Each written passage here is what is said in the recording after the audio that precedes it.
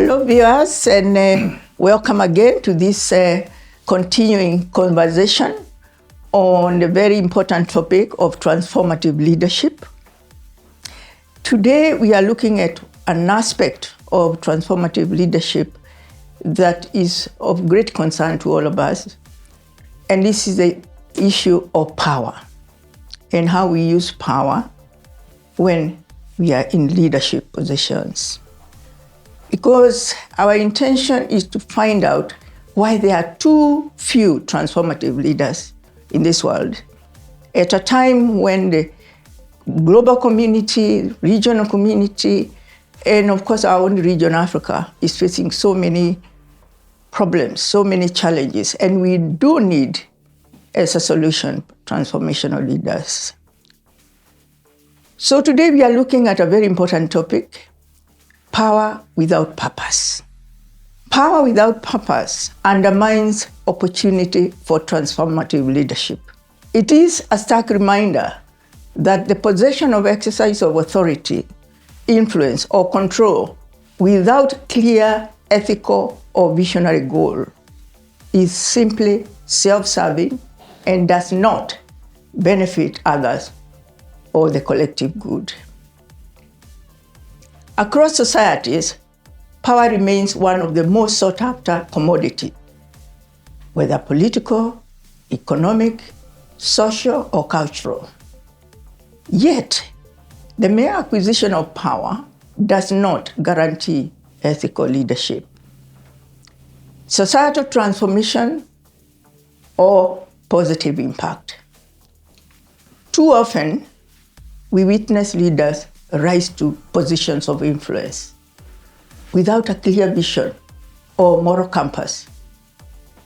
They wield authority, huge amount of authority that only serves personal interests other than public good. The disconnect between power and purpose has deepened distrust in leadership overall. It has eroded democratic institutions and values and disillusioned citizens in general, especially the youth. So therefore, the theme, power without purpose, confronts this growing crisis. It interrogates the motivations behind leadership, the consequences of misuse of influence, and the urgent need to ground power in values, vision, and service. It challenges all of us, both emerging and established leaders, to reflect and to ask the question, what is the purpose of power? Who does it serve?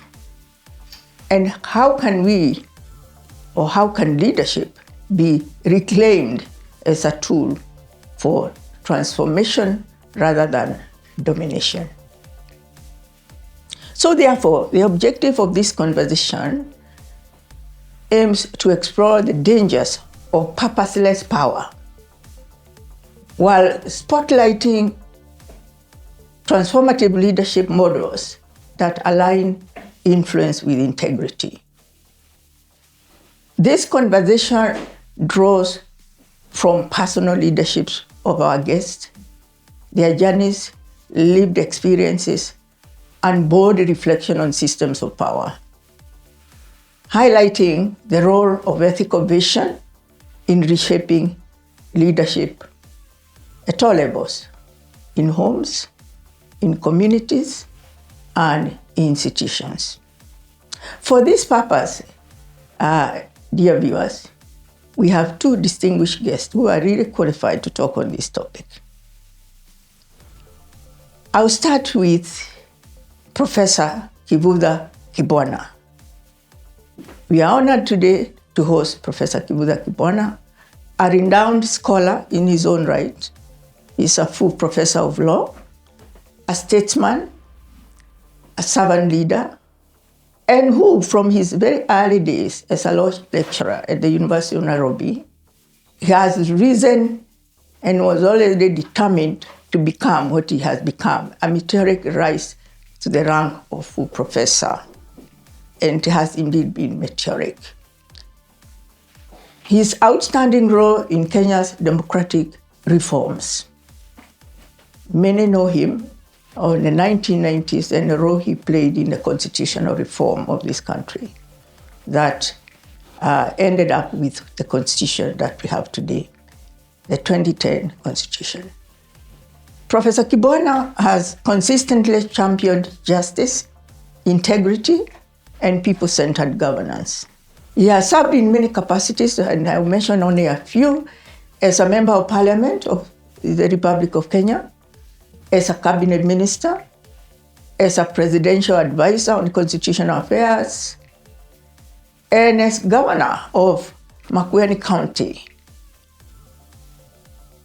Although he faced some political tensions during his first tenure, he still triumphed. And what he really represented came out by the fact that he was able to be reelected by the people of Makueni in 2017 for a second term. And during that term, he was widely praised for his transformative leadership. He is best known as a visionary leader who pioneered free universal health care in Makueni for the elderly, launched agro-industrial projects, and improved cancer treatment services. Now he has come back, and welcome back, Professor, to academia, where he started off. Professor Kibwana continues in that capacity to mentor this next generation of legal minds and ethical leaders. His life's work is a living testament to the power of principled leadership, grounded in both intellect, integrity, and servant leadership. Professor Kibwana, I'm truly, truly honored to welcome you to the Mantle podcast today. Karibu. Asante sana. My other guest, and she's here deliberately because we also need to hear from both the young and the old on the same issues, because they are the leaders of today, not of tomorrow. The guest in this regard is Ms. Kambuni, a seasoned lawyer in her own right, a consultant, and she also hosts a podcast of issues to do with law and other things. Maybe you tell us about that, Jean. Jean brings over a decade of experience in program design, strategy development, and legal analysis. She serves as a senior consultant in one of the organizations called Apprentice Job Work Africa. And in that capacity, she has also served as a strategy expert and program manager at the African Renaissance, where she crafts impactful initiatives across East Africa. And of course, her major focus is on legal and social issues and issues of public participation, and she is also concerned about ethical implications of artificial intelligence. Jean's multifaceted career exemplifies how purpose-driven leadership can effect meaningful change. I'm truly honored, Jean, to have you today on Mantle podcast on transformational leadership. Karibu sana. Asante sana. I'm honored to be here. And I'm your host. Viewers, my name is Maria Nzomo.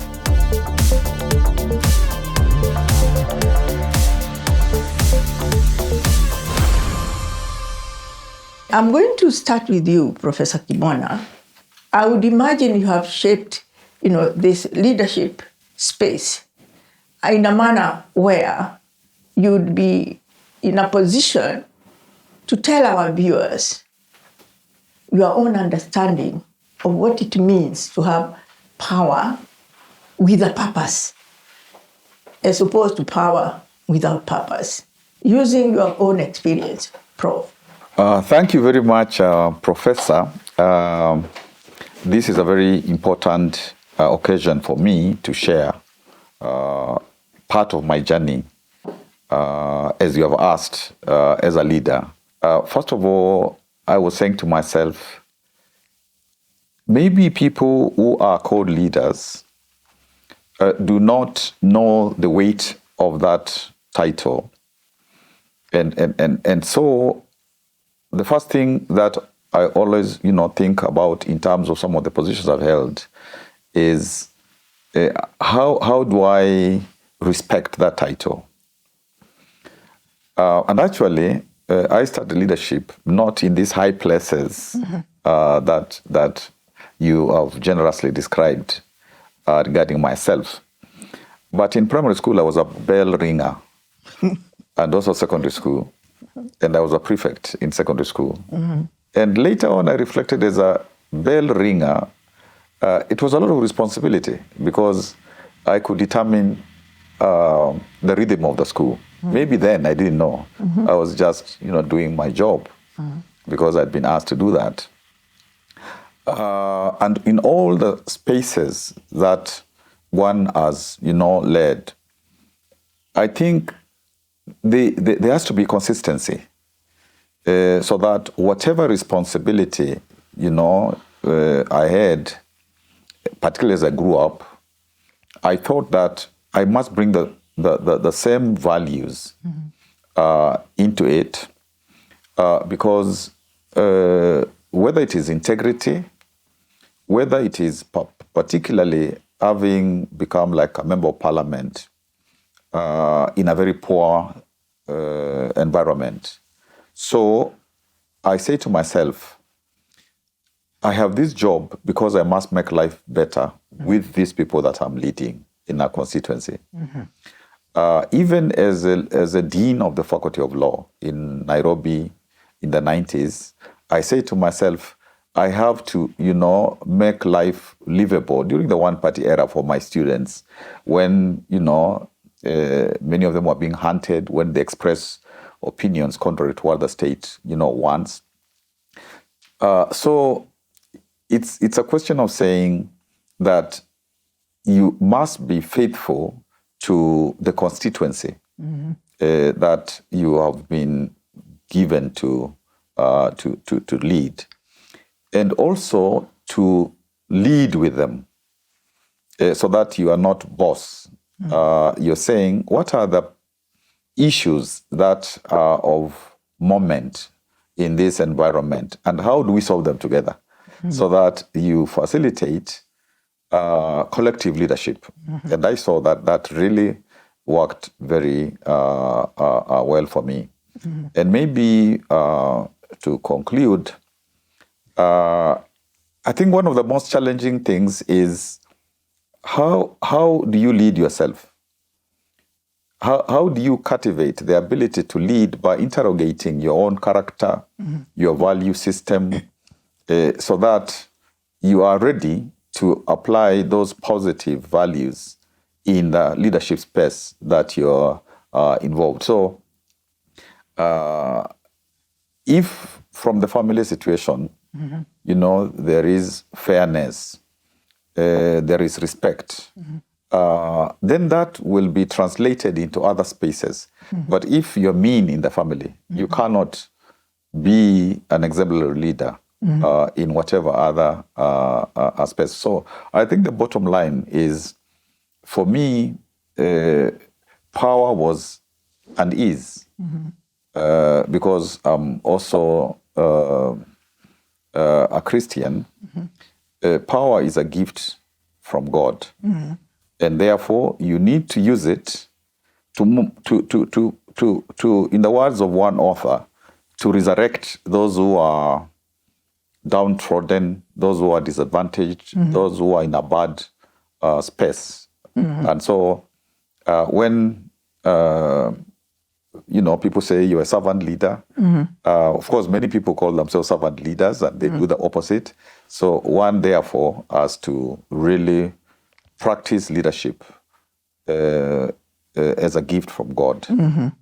And you have said something very important, Prof, about the fact that the leadership starts with you, whether you are able to lead yourself. yeah? Because that's where you start getting conscious about, the limits of self-looking and self-directed behavior. I think that's what I'm hearing you say. Yes, and I think many times when leaders present themselves to us, and we're saying leaders, sometimes in quotes, sometimes not in quotes, depending on how they practice their leadership. We don't interrogate them a lot. We maybe a political party has told us, yeah, he's a leader, they will be your leader. But we don't look at their history. We don't, even as, for example, if it's in the political space, as they campaign, we don't really very carefully, and I think it was Michelle Obama who said this, we don't very carefully track what they are saying, what they are doing, so that we can be convinced what kind of leaders are they going to be if during campaign this is what they are saying and doing. Like maybe after campaign they are going to, to the bar. Maybe if it's men, they are asking young girls, can you accompany me and stuff like that. So, even within the family situation, if families were honest, and I'm sure they mostly would be honest, they can actually tell us from the home front, this person who is trying to become, a leader in the constituency, a leader in the private sector, whatever, how do they behave in the family? Because people, will do bad things in the family. They'll go out there and they will be angels. But if the family could tell us, we know this guy or this lady differently, I think leadership must begin from the beginning. That's correct. And Jean, obviously guided by your own journey, because I know you have traversed across, many of these areas, law, areas of development in terms of your work. And of course, you have done a lot of civic education, meaning you have really interacted with the people, with the civil society groups, ordinary citizens. And I believe that is a space where you have some adequate understanding, your own view about what it means to have power with or without purpose, and what purposeless power means. If you can tell us a little bit of that, Jean. Okay, so for me, I think that power is only meaningful when it serves a purpose greater than the individual who wields it. So in the political sense, you would want that understanding that power is not permanent. No individual holds power indefinitely. Therefore, if they look at it in its purest form, power is just stewardship. So while you're that steward of power, what types of decisions are you making? How clear are you on the direction you'd like to wield this power and what impact you'd like to have for the society for which you're wielding it for? And this could be as a political leader, whether it's the community that is your constituency, whether it's in your constituency or the country if you are the president, or even at the lowest level, as Professor Kibwana was saying, you can have a power as a parent. I wield power within my own home over my children. So how do I wield this power? Do I wield this power for the benefit of my children, or do I wield this power for my own happiness, and then I use my children only as pawns or as tools?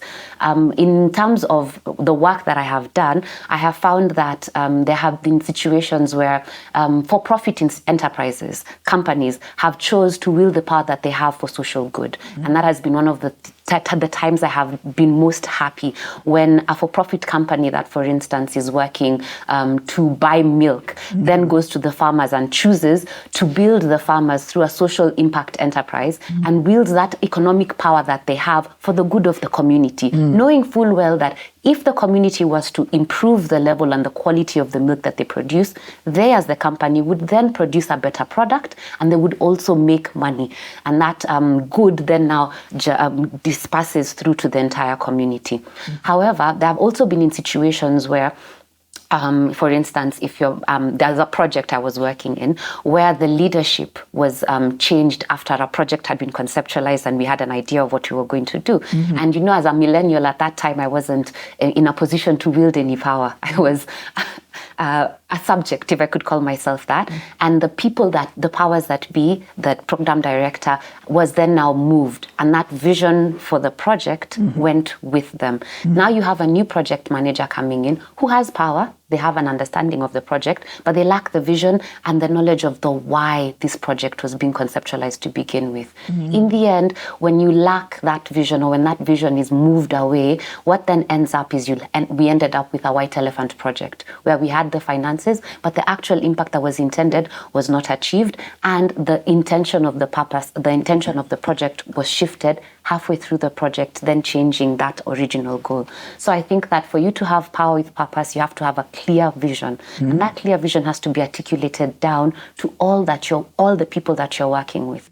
Given that example you have just made about that project, would you then argue that power without this kind of purpose focused on those who you declared you are going to lead or you are going to assist can be as well as dangerous as power when you don't have any power at all? Because you said there are situations where even you felt you didn't have any power. I agree with you. What I believe happens in a situation where the leadership lacks clarity and vision, they then look for other metrics to measure performance. And those metrics are then applied on all the people that work under them.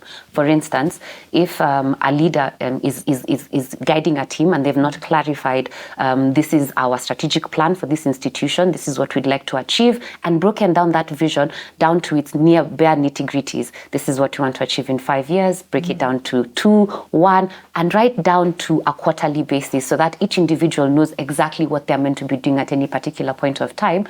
You will have staff members coming to work, and this leader will lack a way of measuring what they are actually doing and what impact is actually happening. And this can happen at all levels, at the within a small program or even within the civil service. You'll have workers coming to work, but because we are unclear on what we are meant to do, the workers don't know what they're doing, and they can then choose not to work. So that the leader feels that they have exercising some sort of control over this staff for whom they have not created a vision, they can create other structures to measure control, such as bureaucracies. So we'll be measuring time spent in the office as opposed to actual work done or actual impact achieved. So we could even, without seeming like you're exaggerating, say a crisis of power without purpose. There will definitely be a crisis. Also because you could have other members within the team usurp the power of the leader. They will see that here we are a leaderless team, we are sheep without a shepherd, and they decide to determine a vision for the team. And this vision might contradict or might threaten the authority of that leader who's in power. And they then would begin fighting with this individual rather than attempting to unify the team under some sort of leadership and vision. That's what I would say. When people keep saying we have, a crisis of development in Africa, that is its genesis, in my view. And Professor Kibwana, because you have traversed this territory from academia, where we deliberate on these issues, and then you have also practically seen how these things work at the very highest levels of leadership, political leadership. Maybe tell us your own perspective. Why do so many political leaders abandon their pledge for servant leadership? You have had them in campaigns promising the world to people. What is it? What is it about our continent and our leaders? Maybe even in answering that question or attempting to answer that question, I could also comment on what Jean has said about you have this leader who does not, for example, have a draft vision and socialize that draft vision with the constituency so that ultimately they create a vision together. Because when that happens, then it means that even in implementing that vision, the way she has described up to the bottom, it's easier and it is productive. I think we need to understand that some of the leaders, it's not like they are incapable of that process of creating co-creating a vision with their constituency, they actually don't want to do that. They actually make a conscious choice. It's a conscious choice. They don't want to do that because if you do that, then you will not create the avenues for self-enrichment. So although they seem to be promising that there are things they're going to do which will benefit their communities, they know at the back of their mind, or even at the front of their mind, they know that they are really not going to do that at all. But they must say that because they want support. So how come, therefore, we have so many leaders who are not leaders?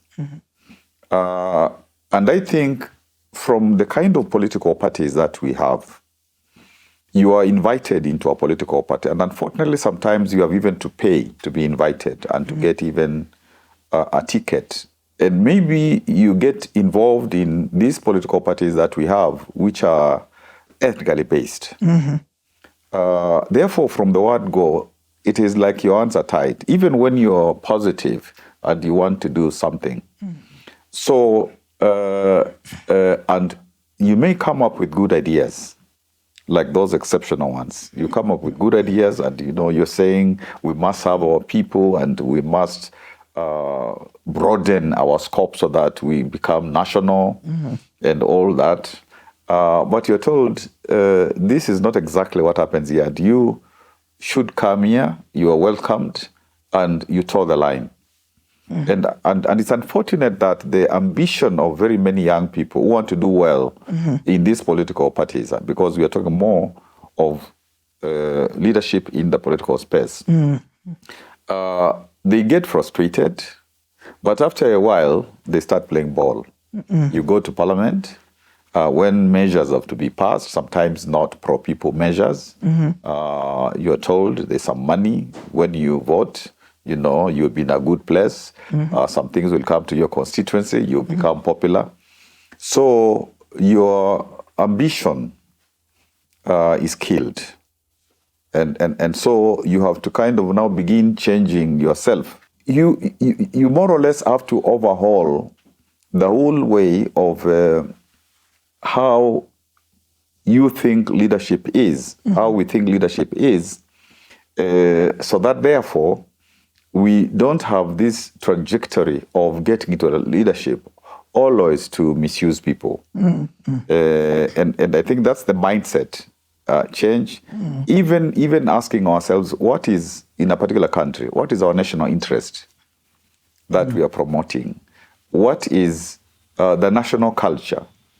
Because these countries, many of our countries, you don't really see what is the focus. You don't even see what are we trying to achieve, all of us.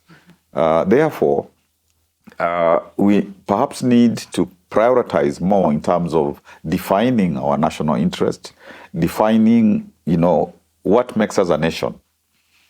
And of course, the elite is responsible for doing some of these things that are not correct. And this elite has to rethink how far can we go on the current trajectory with the youth saying, we are not doing well, with this majority group saying that they want better.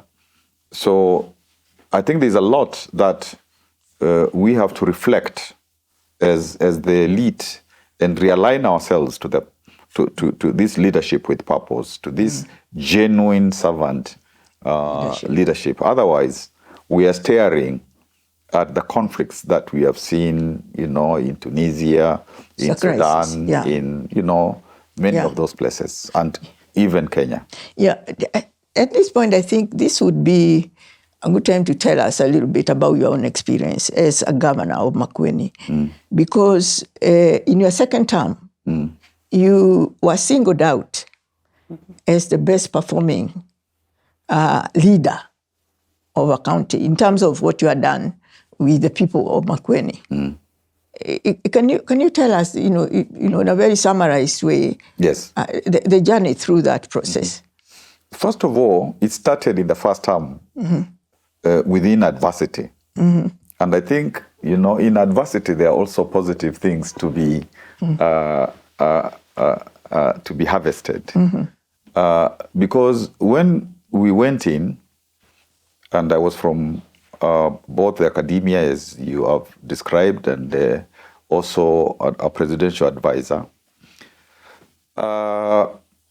And so I come into the county and I think, okay, now this is the time, because you are the governor, you can assist the people that when you're in primary school, you experience that poverty, lack of food, lack of many things. And so we are given about 4.something billion shillings. And the county assembly says they want 100 people. They want 1 billion. So that the rest of about 1 million people will have about 3 billion.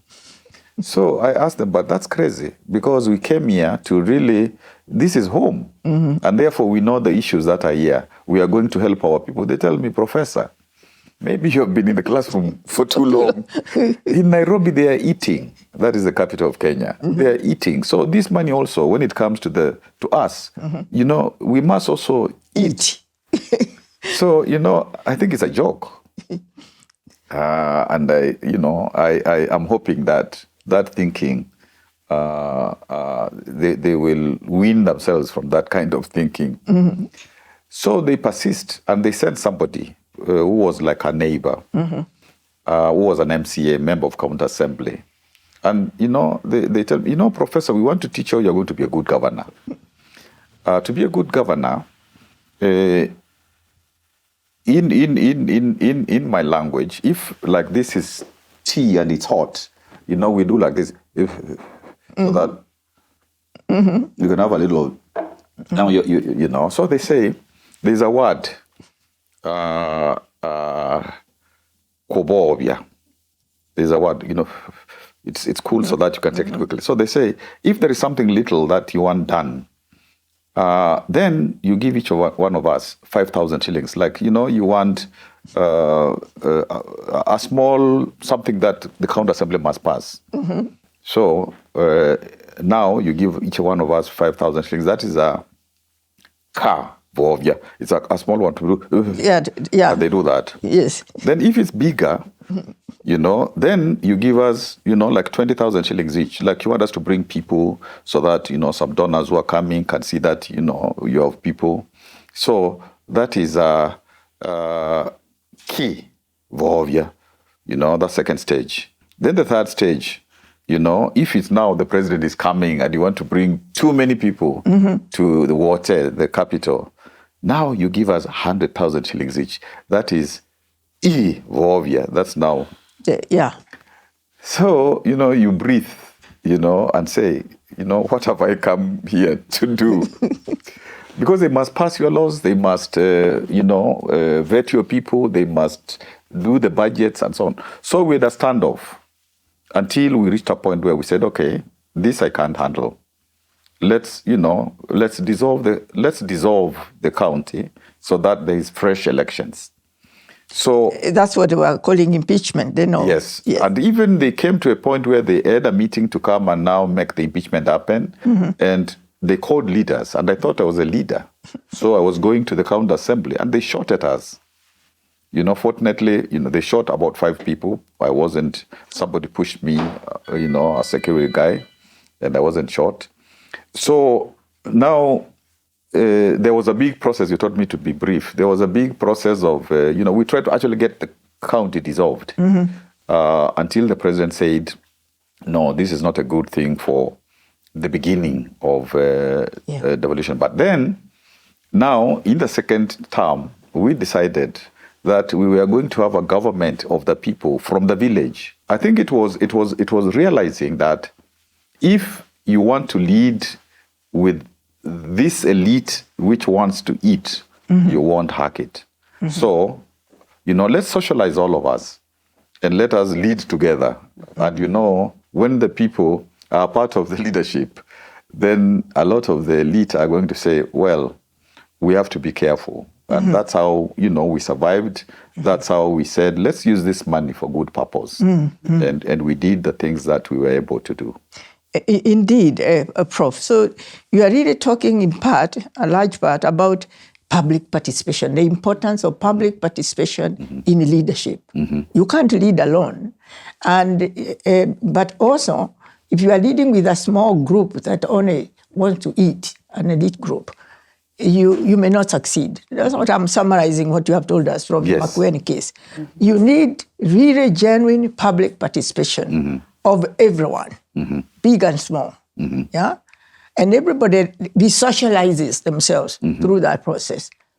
That's correct, because we would also break down, if it's budgets, and they would, of course, they would begin from the village. Yes. Then even as we make the budget now, we try again to go back and say that this is now what we have agreed. And actually, at the ward level, after the people told us what they wanted, myself and the deputy governor, Delina Mao, we had to sign so that what they have said, it can't be changed. It can't be changed. And things like the universal health care that you said for 500 shillings, then about $5 per household, that is something that they said they wanted because they had issues. It is significant. Yeah, so it came, from them, and you could, you go to hospital, the doctor looks, sees you, you get the drugs. If there's an X-ray, you don't pay. If you are inpatient, you don't pay. So what the country now is struggling with, we in our own way are doing a small version of that, but it did work. But it came actually from them. They said this is one of our major problems. Exactly. And Jean, I know you've been listening to this conversation. Yes. And I know you have an input you don't want to bring here, because you also are on record as being very, very critical about Kenya's mega projects and their lack of public participation.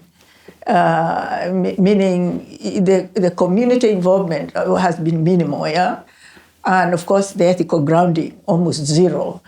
What would you like to add in addition to what Prof has said for the case of Makueni? I'd like to really thank Prof for really holding firm. I'm sure it was not easy to hold firm to his values and his belief system, especially when in an environment where there's been a certain way of doing things and you'd like to change that trajectory. So I'm really glad that I can stand on his shoulders and be able to see what I would do when that baton is handed over to me and how I would be able to really just stand firm. But yes, it's true. I've been on record as critiquing mega projects in Kenya for just that very thing, lack of meaningful public participation. A lot of mega projects in Kenya suffer from, first of all, let's begin with what he said that he was trying to do away with. They're elite-driven. So it's a vision that, although reads very well on paper and really sometimes is, if executed as designed, would be beneficial to the community, but it comes with certain problems. There's lack of transparency in the contracting process. You're not sure who got the contract. There's an exaggeration in the value of the project and the contract that has been given. Then also there's lack of key pre-contract prerequisites, things like market surveys, environmental and social impact assessments to determine how this project will have an impact on whether it's our flora and fauna as Kenya, or even the community who you will sometimes displace and not appropriately compensate for moving them from their land or their ancestral land or property. So these challenges face all major mega projects in Kenya, and public participation is a requirement as per our constitution, but the way it has been implemented in the past has been very tokenistic. There has been no process, as he's rightly said, of going down to the people and having a conversation with them. Perhaps you could say, and I'm just dabbling a little in political science, that there may be some people who think that the masses should not lead. I mean, there are some people who have an understanding that why explain to the regular Mwananchi what project we're doing, they won't understand it anyway, let us just implement it as we want. But they are a key stakeholder. They will be impacted by it during its conceptualization, and they'll also be impacted by it during its execution. So I think that even, and I like where our courts have come to at this point, where they have the ability to halt a project because of the lack of meaningful public participation, and they've come up with structures. I think I work with a consulting firm, and I'm a partner there for development consulting, and during the past year, we were working with the Ministry of Industry and Trade to develop a cotton, textile and apparel policy. Now that policy takes you up to a manufacturer, but it also takes you down to the farmer of cotton. And we went through a large process of public participation. That process took us, I think, 2 months for us to be able to meaningfully go around the whole country, hold town halls, hold small meetings with the farmers, discuss with them what the actual problems they've had with the cotton value chain have been, articulate those problems, have a schedule where we've kept every comment that we have received from every Kenyan that we've spoken to on the issue, and have larger groups with key stakeholders, whether they be in the financial sector, whether they be GINAs, whether they be our own Rivertex, and understanding what the problem was, why did this value chain come to a halt, and what could we do to make it better at a policy level. That entire process was two things. One, it was expensive. So sometimes a lot of actors would like to run away from the public participation process because, one, it can be quite costly to really get broad-based comments from the whole country, all 47 counties. And then another thing is that it is exhausting.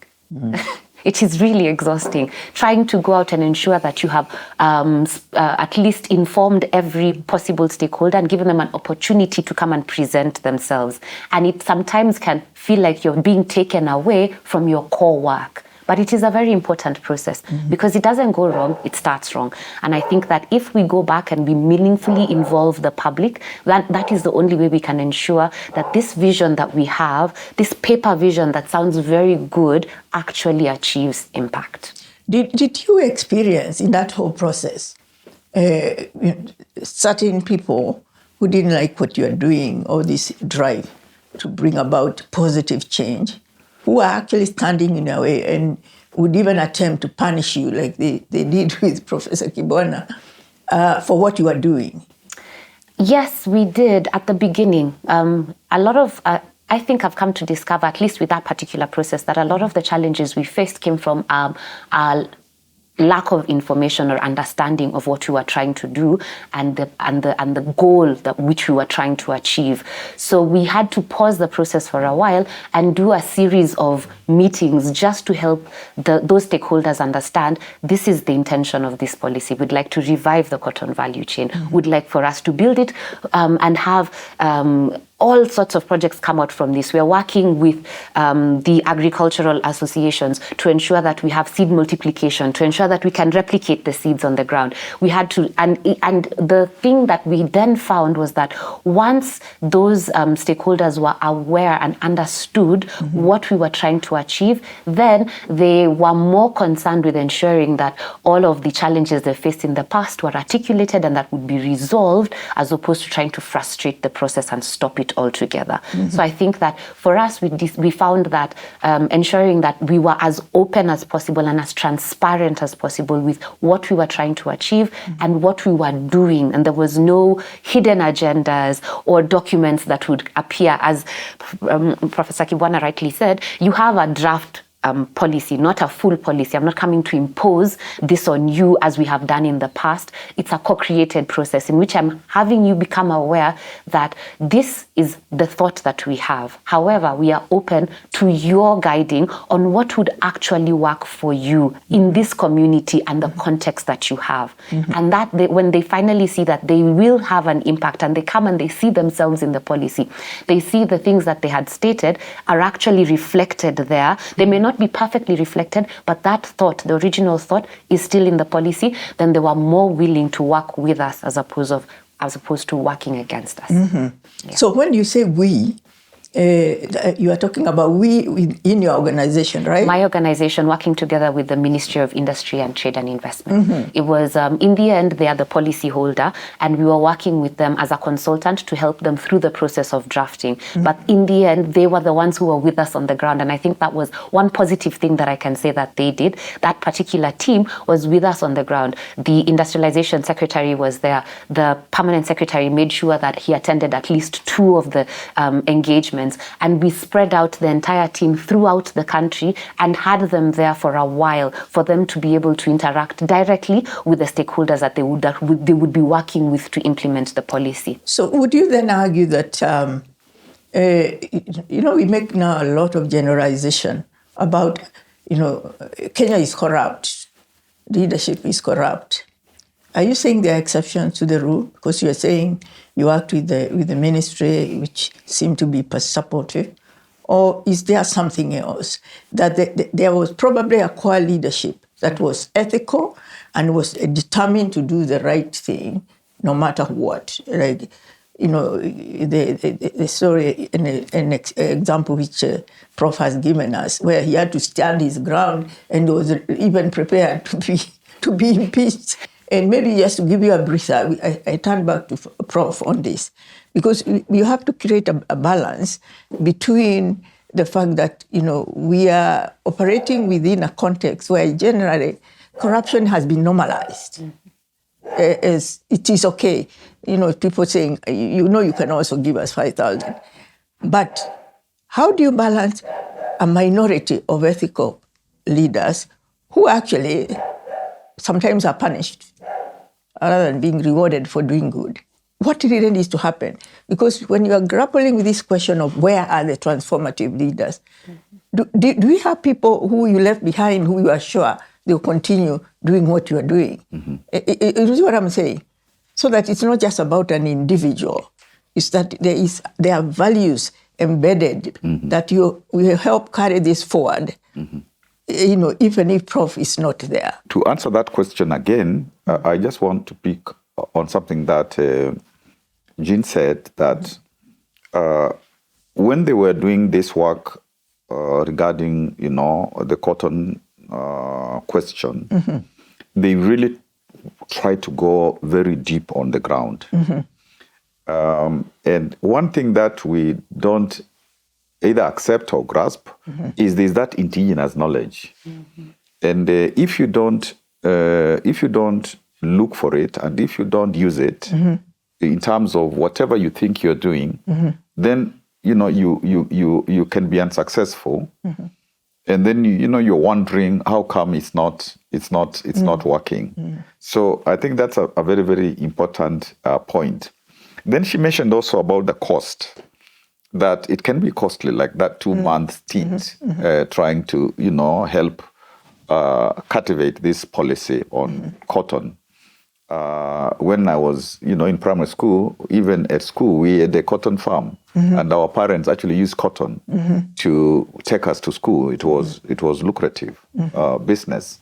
But I think one can also say the cost of failure is very high, because if now, yes, public participation in that scenario will take so much money, and sometimes people say there are no budgets, but then if you don't get it right, like if you don't get the health thing right at the national level, and the court says it is not, you didn't do it right, you see, you have spent so much money, and therefore there is a lot of now real cost. So that now people who use the argument in whether it's in the county or national level that this is expensive, they should be aware that if whatever they are doing collapses, then the cost is higher.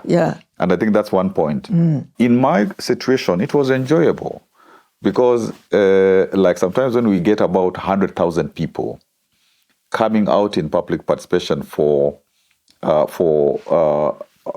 county integrated development, plan, and you interact with them, it's very, very enjoyable. So it's also how you do it, because it's enjoyable. You are learning. This is the university of life. You are learning, and so I think we have to learn that. We have to learn that the more we invest in terms of getting what the people want, when eventually it is done, then everybody celebrates and they say, yeah, we have done this together. But to come directly to the question you asked, even in our narration, she said that there were some of these public servants who are coming and seeing the value of it. I think on the continent, in the public sector, there are people in there who have the ability to do what is right. But it is the top leadership that must signal that if they do what is right, they are safe. Because sometimes they try to do what the top leadership wants if the top leadership wants to take corners. So I am persuaded that in the public service, there are many people who, will want to follow the Constitution, will want to follow the law, will be professional, because actually, like the Kenyan public service is quite professional. So it is the signal from the top leadership that helps them, because sometimes people say, well, I want just to stay here and earn some money for my family. Maybe I'm not strong enough to go against the grain. So there's that problem. But even when I left, from being a governor, because of what we had done over those 10 years, like the people, if you do things that they don't like, they insist. They insist. They say, "This is what we want. We elected you, so let's do the correct things." They insist, and they have insisted on the public participation must stay, the health thing must stay. They insist, and even if some of the workers who are close to you, who are very professional, are shunted aside for a while because the new person also wants to, when their own people, have my people and all that. Eventually, when it is realized that they are not delivering, those old people are called back. So I think there are things you can do together, with the populace, together with whoever you're working with, which make it hard to simply dismiss what has been done in the past. And I think in terms of even passing the baton, like what she described in just that cotton experience, suppose it was replicated in every ministry, in whatever they do. That's how, change happens. And so that now the result, after they have delivered this policy, it is also implemented. And I think, therefore, even us, you and me, are not simply passing the baton to her. She already has the baton. That's right. We can just use this baton well. Quite right, Prof. And, I think at this point we want to really just shift a little bit and still on the same issue. Because even as we are talking about public participation, we are also concerned about meaningful value change. Because if you are in an environment where people have normalized that, it's okay to take bribes, it is not, you're not harming anyone. Among other things, some more serious, some not less serious. How do you change people's values? Meaning, even if they're not going to gain from something, they'll do the right thing. And they don't even need to be supervised. They'll do the right thing anyway. Meaning, you develop a culture of honesty, of integrity, of empathy, and all of these things. And I want us specifically to address the issue of the ideology of masculinity and its still dominance in our society, where actually the power that we are talking about that is being misused, you see some linkages between hegemonic masculinity and the way power is used. You talked earlier, you remember, about at the household level, that the way you behave at the household level pretty much is what you mirror when you go to public life. Household level has this power issue, which derives from masculinity, which is legitimized as part of culture.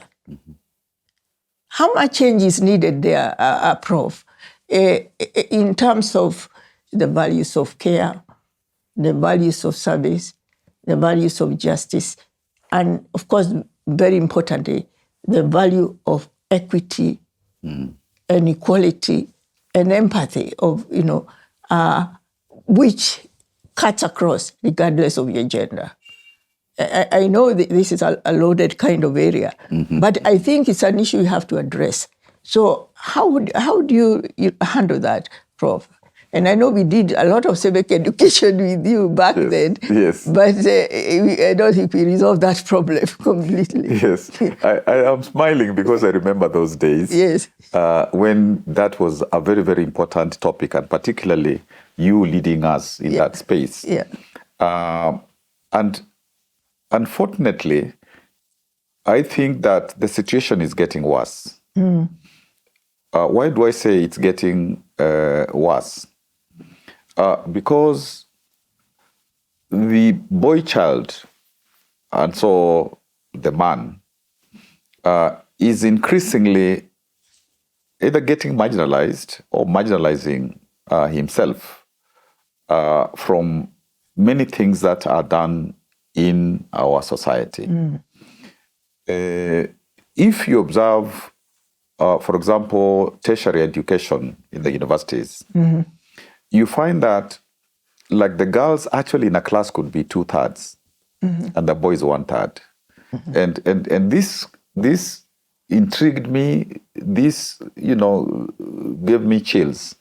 And I tried to look at several universities, and that is actually a common trend. So that even if they start at primary school and the boys are more, by the time they get to university, the girls are like 2/3 and the boys are like 1/3. Actually, I was joking with my students then saying, the girls, where are they going to get their husbands when they want to get married? Because, the boys, where are the boys? Where are the boys? And I remember writing a poem. I write poems also in my mother tongue. And in that poem, I said, this woman was complaining that this man is not, working to bring food home. This man is drinking. And she called him, in my language, which is a remnant of a man. And I got into trouble with the men. They told me, how can you say this? You are putting us down. And therefore, I decided to write also a sequel of the man defending himself. But the truth of the matter is whether, the woman is taking the children to the school, whether she's, going to work in the farm, a lot of the things. And now this man feels that he is being marginalized from the family. And then he begins to be violent. And this femicide, this reaction of the man thinking that he must assert himself, and as a consequence, actually harm the family even more. We are beginning to see a lot of that. And that's why I said, when we were doing this work earlier, we were getting somewhere. But now it looks like it's not, Now, when you come to the levels of the male leaders, for example, in parties, it's very difficult for women to get, the ticket to get into positions of, real leadership. Unless sometimes they are told, come here, we want to show that there is 1/3 of gender, or the 2/3 gender rule is being, so that even this thinking that, like in Rwanda, where you really have, more sharing of power on gender lines. This is something that is strange to many of our countries. And yet, when you ensure that the women are central to the development of our country, that's one way of getting it to go faster. That's right. And yet that thinking, that culture, is not yet, because even now in Kenya, you have members of parliament repeatedly not voting the constitutional amendment, which says that there should be, to honor the 2/3 principle. Yes. And even when they're being told that the parliament is going to be closed, that doesn't still wake them up. No. They still continue to say, we don't want too many women here. This is a preserve of men. And if I can use this word, that's primitive. It is archaic, a second word. So I believe that given now the reality that the young girls are here and they are more, in these positions of education and so on, something needs to happen so that also the boys are pushed. Yeah, you are right. That we need a more nuanced, because it's a very difficult terrain, because you also notice, especially those of us who do research, that in terms of the distribution within, especially higher institutions of learning, that it is true in the social sciences and the soft subjects. There are more women than there are men. But if you watch carefully, the science, especially the hard science subject, are still dominated by men, which means this is a redistribution of power based on hardness and softness, which it really means we have not resolved any problem in terms of values. We have just given no more than 2/3 by the gender, example, which has stagnated in our parliament for the last, it's now, we are in 2025, since 2010. That is a total of 15 years of struggle to get, it tells you the culture has not changed, fundamentally. And it is a culture that encourages, and stands in the way of, proper transformation of society for the better. And I also think, Professor, yeah, it is a culture which tells us how the male leaders define leadership. That's right. They don't see it as a corporate leadership. They see it as leadership as something that they hoard, that it's a preserve. It is an entitlement. It's an entitlement of maleness, masculinity, gender. Entitles them to those positions. And they are scared that, sharing power with people they consider to be lower than them. And I think this is an area of conversation. I know Jean would like to also say something about this, but we are not seeing young leaders behaving very differently, are we? No, you're not seeing them behaving differently, because I think that when young leaders assume power, they come with a preconceived notion of what wielding power looks like. We believe that it is about being tough. We believe that it's about being firm and decisive, having control, not showing any vulnerability. So we come with those notions already ingrained in us. And even as you rightly said, even when women are taking on power, they more often than not end up, if you can ascribe masculine tendencies and feminine tendencies to different aspects of power, you'll find that more often than not, many women will ascribe those masculine tendencies in how they wield power themselves, so that they are able to play in that space. So I want to say two things here. So first, I'll talk about my own experience. Then I'll try and conceptualize this conversation, because I feel it's very layered. So my own experience is, the lower I was in power and authority, the more women I interacted with and I found.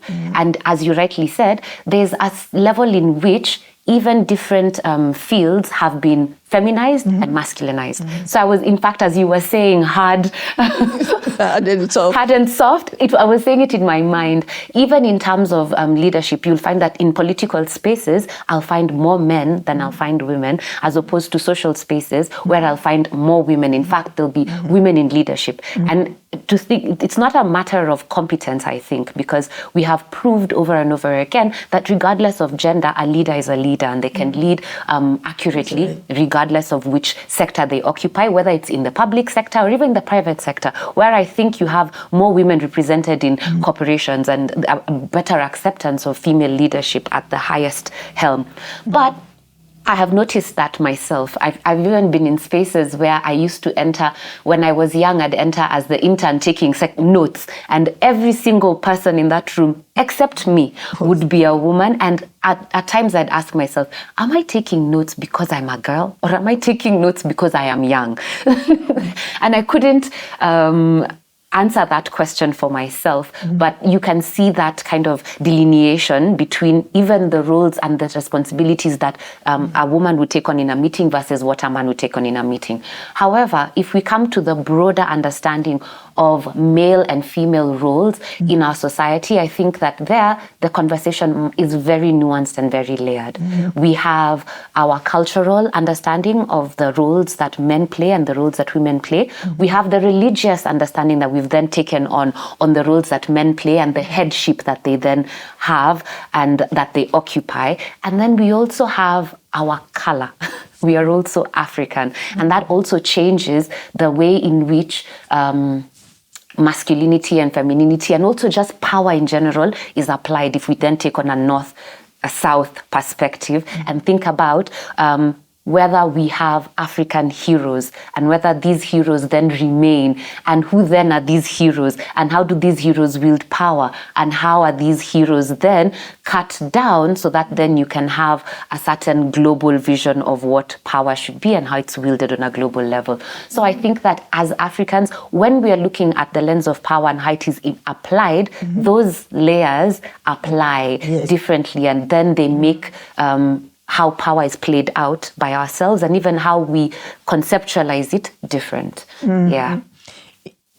Continuing on that point, Prof, we are talking about transforming human beings and their thinking, as a starting point to this, can I say, a fishing expedition we are on, looking for transformative leaders who are not there. Or you find a random one somewhere, and it's an exception to the rule. What part is played by institutions themselves? The institutions in which we work. Like you're saying, women go into parliament, they are not behaving very differently from men, they get masculine values, and et cetera, et cetera. To what extent can we ascribe that to the nature of the institutional culture?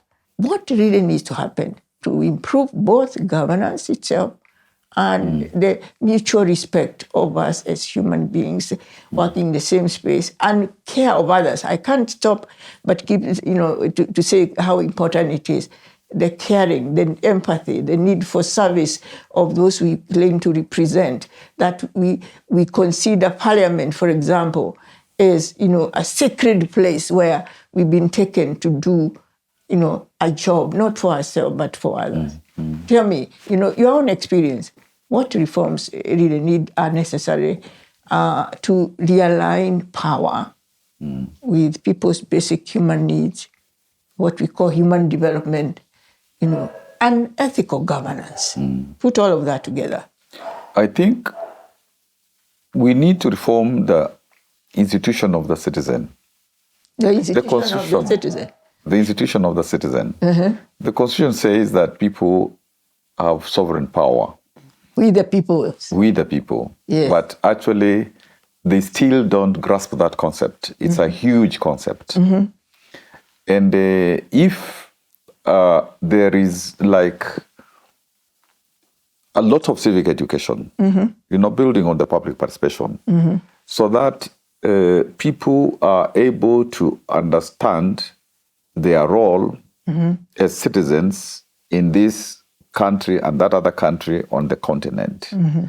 I think that's very, very valuable. So that instead of saying that, let us focus on, first of all, reforming the public institutions, reform the citizen institution, so that citizens now put the pressure, and I think like in Kenya, there are 1450 wards.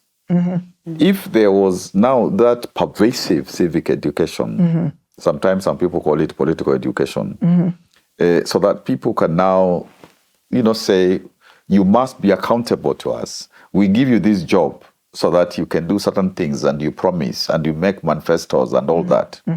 I think that's a very important, and sometimes it's resisted because I can remember being told, why do you want to put money in civic education? We're supposed to build to build things. And you're just putting money where we can't see anything being built. But of course, they were clever because they knew the more people know, they're more empowered. They can't get away, with murder, so to speak. Yes. So that's one very important area.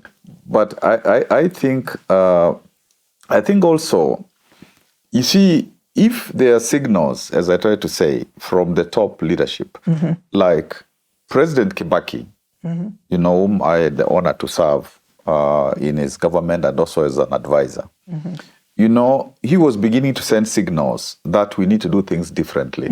We need to, respect people, to do, development Delegation for them. of power. I will delegate power to you. I'm not afraid of people sharing this power and all that. So when there's a signal from quote, the top,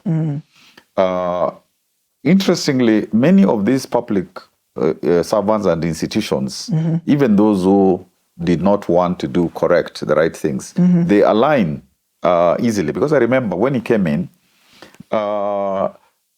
because he had talked about, that there shouldn't be corruption. The citizens began to arrest policemen. I think it was only policemen. I don't think there were policewomen who are doing the wrong things. So you can see how in a short time, the entire society can begin to say, now we're on a new trajectory. Of course, you have to sustain that. But when it comes to public institutions, for example, we said there should be, commissions, independent commissions and independent, constitutional commissions and independent officers, because we had experienced the executive lording it over all of us. So we said, we want this other layer of leadership, whether they're human rights commissions, they are, all those commissions in, for elections and for all sorts of things. But again, the executive comes back and begins to capture them, making sure that they appoint people who will accept to do what they are told. And, sometimes you starve them from finances and so on. So we need the people in those institutions to know that there is what our constitution says, there is what law says, and they have to be bold. And, they have to do the correct thing. And the political parties, that's another as I tried to say earlier, we actually don't have political parties, so to speak. We have some of them are briefcase, I hear.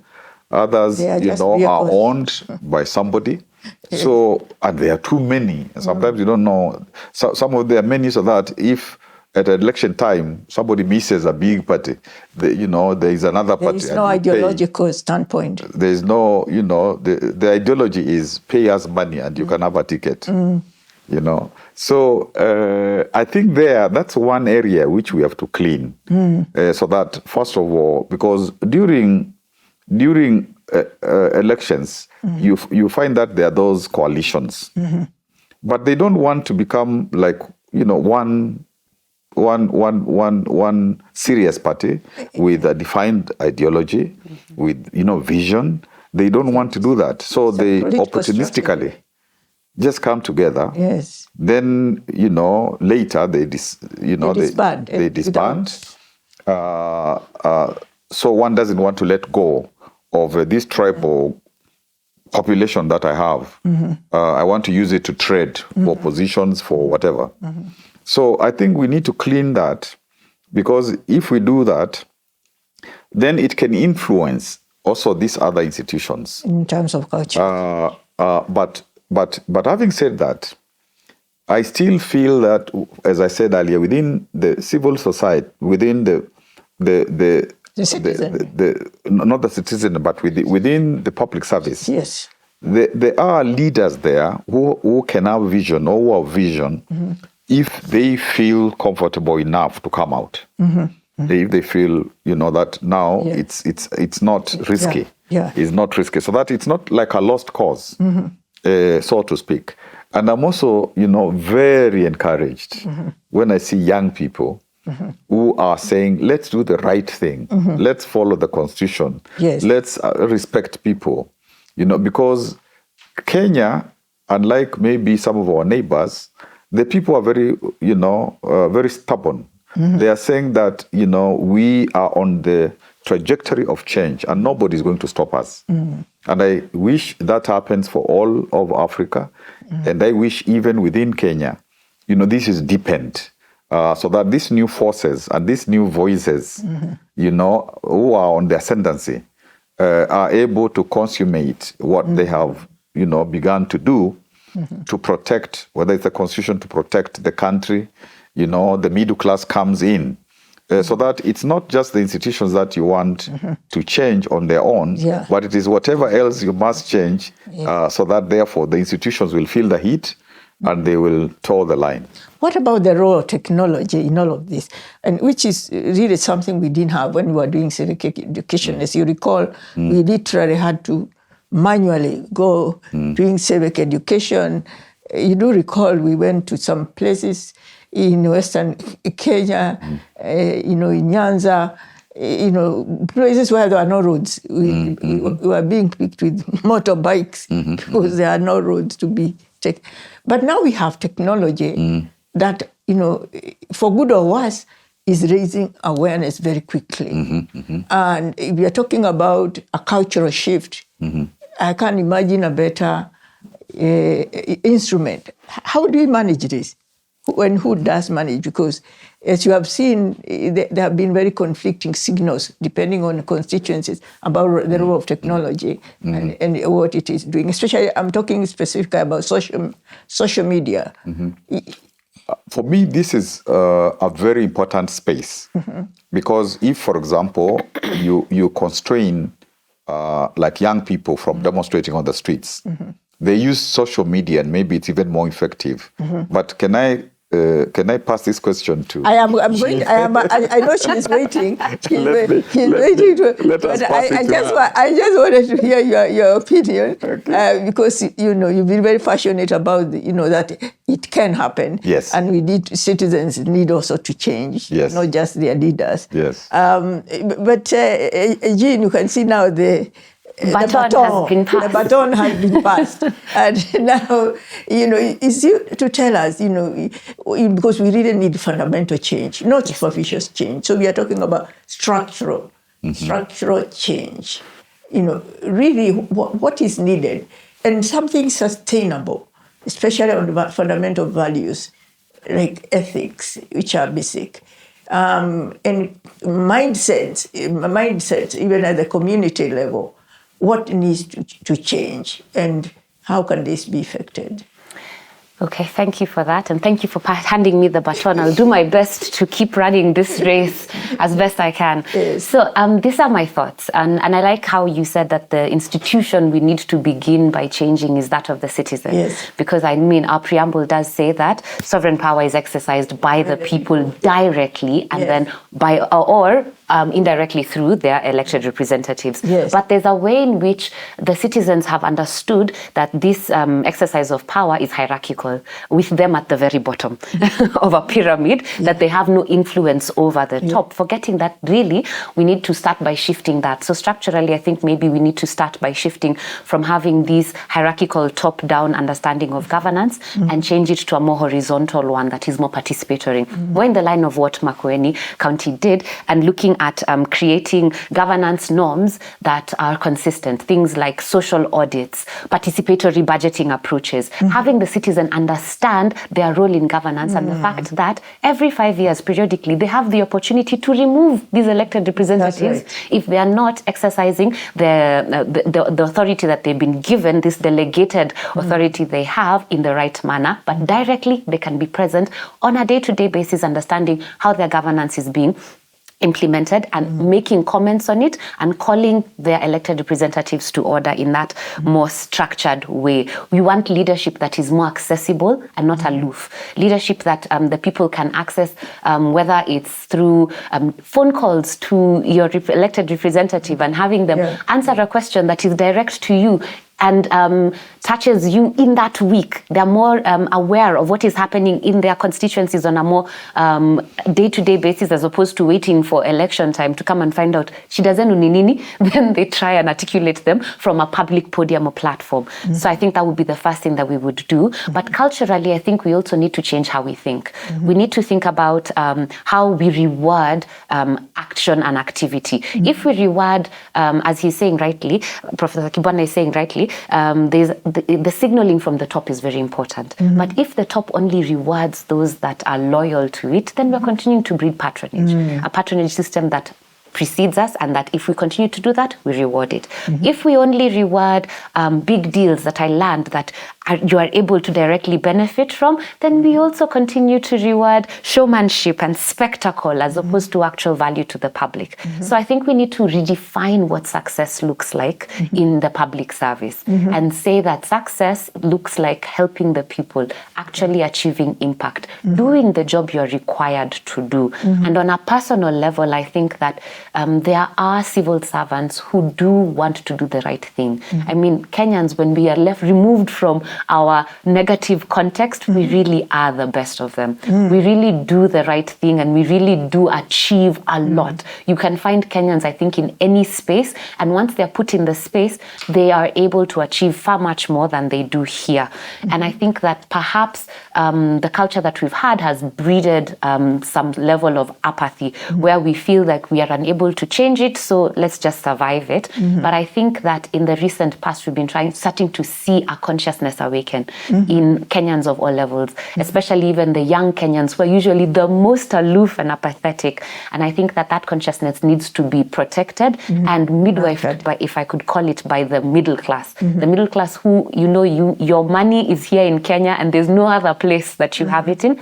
So you really would like to protect it and make it grow. So I think that starting to protect that consciousness, that awakening within Kenyans, where they can see our leaders are going in the wrong way, but we can call them to order. We do have the legal tools with which to do it, and we can use them. And we can use them through technology. I think one of the most interesting things I saw last year during the Gen Z protests, if I can call them that, was where a young man had come up with a system where he fed ChatGPT the finance bill, and then he shared this with everyone, and you could query ChatGPT finance bill and have it respond to you and teach you what was actually in the bill. So I think using social media as a tool to educate could be a very big thing that we can use going forward. It reaches everyone. I think Kenyans, there was a report that was published, I think this week, where Kenyans surpassed the whole world in social media usage.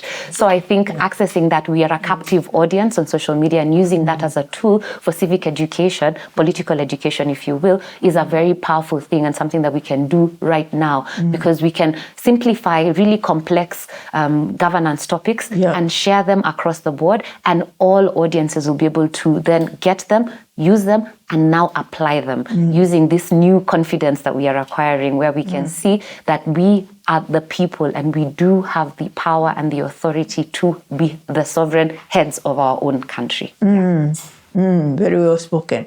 Now, still on the topic, you haven't left that topic of the new ways of raising awareness, especially among the youth, because they're the ones who are most aggrieved. And of course, numbers are going up. The numbers keep shifting between 70 and 75% of the population for the youth who are even younger than yourself. They are the Gen Zs, Yes. And that's not a small population, in terms of worrying about future leadership.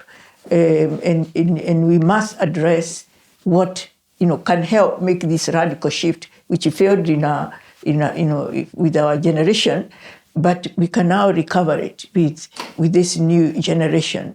This kind of passion they have, if it can be well managed, it could probably be the ticket to what we are looking for. And and I'm looking at you, Prof, as an elder looking back. What we didn't have, with the things we couldn't do, because we really didn't even have the means, and the environment was too toxic and too anti-people. I think there have been some great improvements since then, although you may not believe so. And therefore, as an elder, Prof, what guidance would you offer to the African youth who want to lead with integrity, but in these political systems where we are trying to still kill this, what we've been talking in this show about, dominance of authoritarianism, strong men, as opposed to really the kind of leaders we are doing, to bring about the opposite and to give some hope through mentoring, because we can be good mentors. And I believe you me, Jean, there are some older people in the older generation, such as Professor Kibwana, and I think also myself, who can be good mentors. But there has to be a methodology of making this happen. And that's part of what we are trying to do in this intergenerational dialogue. But of course, it has to be done on a large scale for it to really have meaning. What are your thoughts, Prof, on this one? I think there is a point that Jean made, and it is also relating to this question, that when Kenyans, and many of them are young, go abroad, like a Middle East, you go in those airports and you find it's like they're dominating in terms of the people who are employed. You watch what's happening in the diaspora. Young people have gone all over I think it's 3 to 4 million and older people. And they're doing great things. Meaning, even in terms of whether it's in the academia, whether it is in the private sector, whether it is in whatever sector, you have even a group which can come back to Kenya and run Kenya. And they're doing that, using, because where they are, the values that you must use, the professionalism, the discipline, and all that kind of stuff. So it means that we have the capacity to revive, reform, reinvent, reimagine Kenya and, any African country, for that matter, so long as people now realize there's an environment. When I come home, I'm coming to home. I'm not coming to a wild place where there is no space for me to apply myself. So, and what you have mentioned about mentors, I think mentors, coaches, I think that's a very important aspect. And I think there are many people, who, and even what you said that maybe we failed. We didn't fail. We didn't have the tools and opportunities. Yes, we didn't. But we are here. Yes. And we haven't given up. Yes. And we are still saying, we are passing the baton. And it can be done. Yes. So it means that one has to discover those people. And there are many in our country. And tell them that, we need to invest now again to make sure that this new generation, we pass certain things. And of course, the new generation should not resist us. There was a time they were saying, you guys are old and you're expired and go away. Let us do this thing. And they were saying it's Gen Z and Gen Y. Everybody else go away. But now they are beginning to accept this is a matter for Gen Z. Yes. And so I think one thing is to identify, those people. And again, young people are coming back to us and saying, okay, maybe we are angry a bit. Now, can you help a bit? And I think that's important. And I believe the young people now need to very methodically target leadership in all spaces. Since we are talking more about the political space, so that they now get into the leadership, but before they come together and say, what are the values that we are going to promote? Exactly, yes. Are we going to be just like them? Or do we bring new values? New values, of integrity, of, discipline, of hard work, of interrogation, of, And I think there are conversations to that. There are conversations, and even as you hear from Jean, there are conversations, to that end. Because at independence, a lot of the leaders were in their 20s, 30s. So they can't say, young people can't lead. If you look many places in the world, prime ministers, presidents. They are getting younger and younger. They are getting younger and younger at the 30s. Yes, yeah. You know, you get leadership in New Zealand, you get leadership wherever. So I think young people have to know that this is not, you know, rocket science, yes. you know, but there is preparation, and they are doing that, and that they must be different. So, you know, I think that should happen, and I am thinking, for example, that these young people want to get into political leadership. It's important to kind of have a school for, you know, like what you used to do. The training. We are calling it capacity building. Precisely, what you used to do. So that, you know, they also helped to see the traps, you know, where you get trapped, yes. where you get cheated, where you get compromised. That's right. And all that kind of stuff. I think that's also, you know, an important, you know, aspect. And you made the point about the middle class.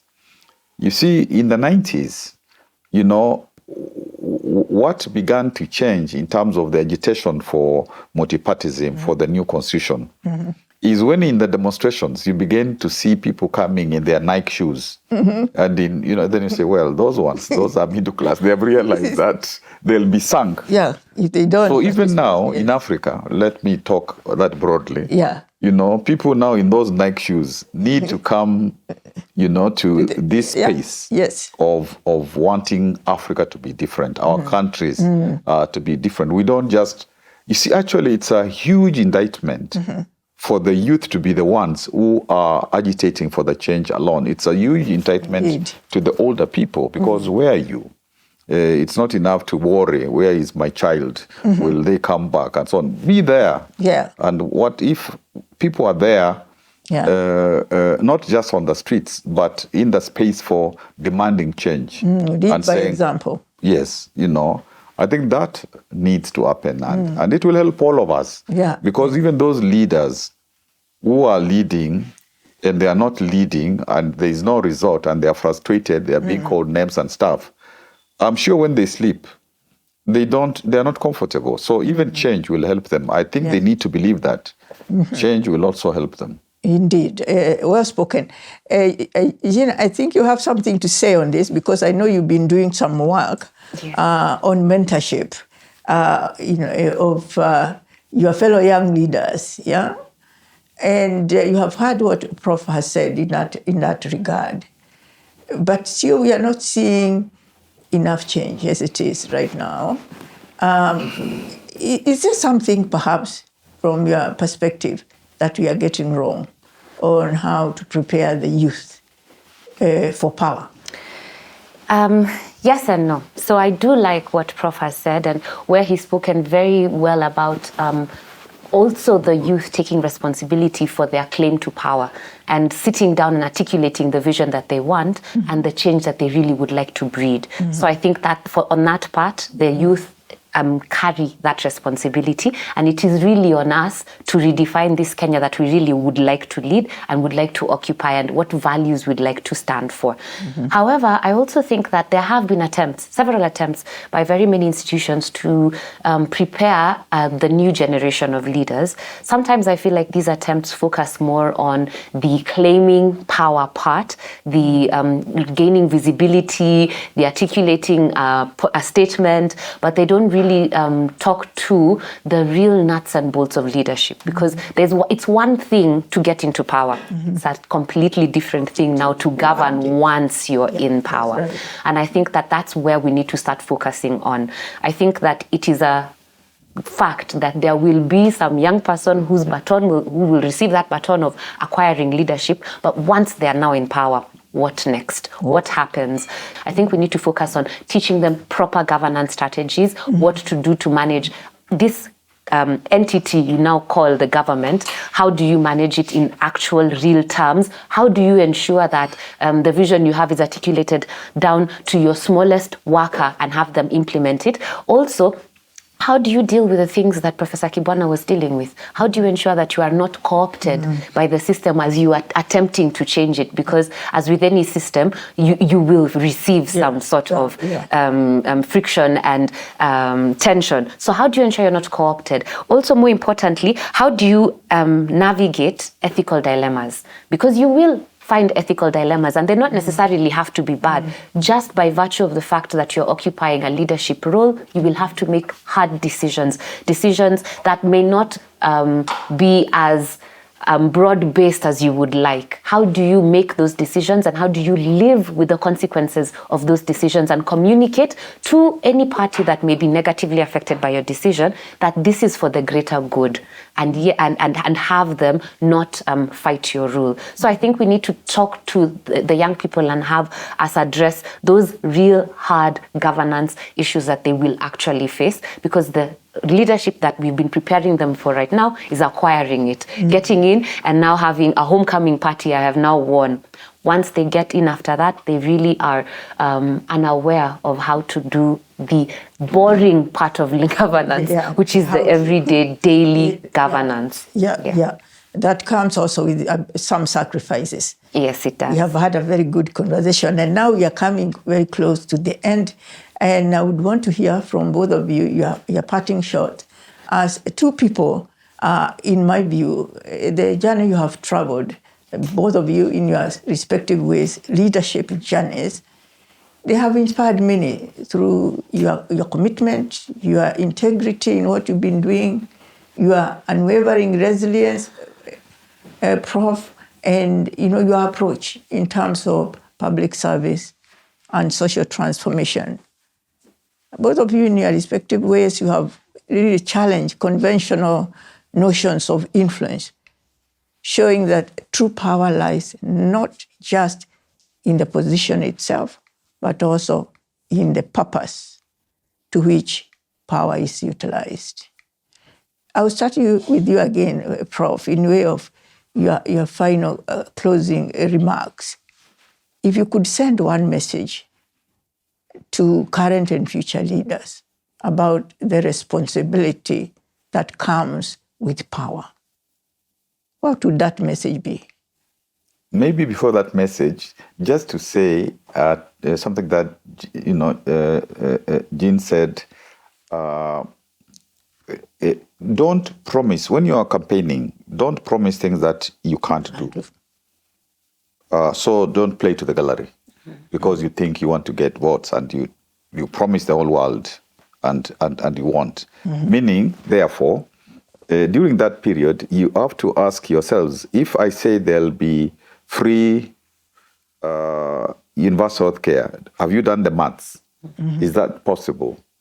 Because people are harsh. When you promise them things, they keep them in their mind, and then they ask you. Then they will hold you. They will hold you accountable. And secondly, the point of maybe the concentration now among young people is, how do you get into power? Meaning, therefore, even after they're in power, this coaching, mentoring, and so on must continue. Although sometimes when people get into power, they say that I know it all. But I think they have to be disabused of that particular notion. Yes. Yeah.